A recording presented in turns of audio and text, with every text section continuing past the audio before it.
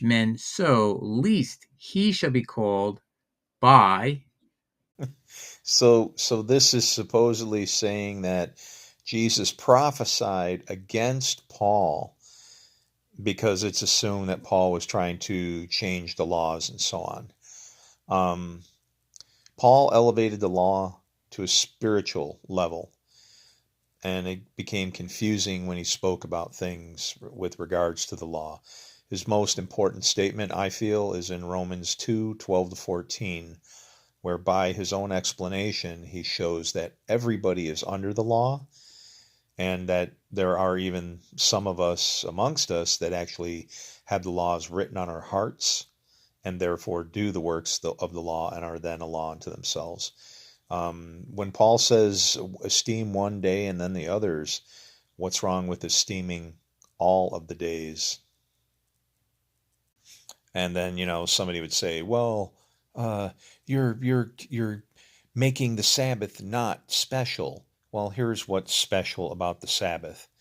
On the Sabbath, you're to rest from all the works of man. Any of the works of God, freedom to do all day long and all night long and 24/7 and nonstop, including on the Sabbath. Get it right.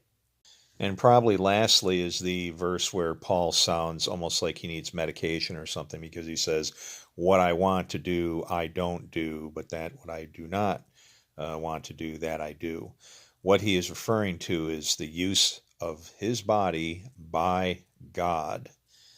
What he wants to do, which is serve God, he doesn't do it. It's the Spirit moving through him, causing him to do it.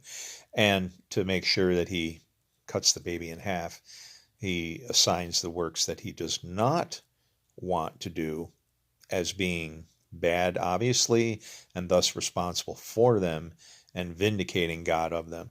I feel this right here was to say that, Paul was trying to explain, I was being led by an evil spirit instead of a Holy Spirit when I did X previously. And those things that he did beat on his conscience. That is the thorn in the flesh that he had. He didn't have some kind of physical ailment. Paul felt bad about what he had done, genuinely bad. He speaks of conscience very much in his writings. And thus, my grace is sufficient for you.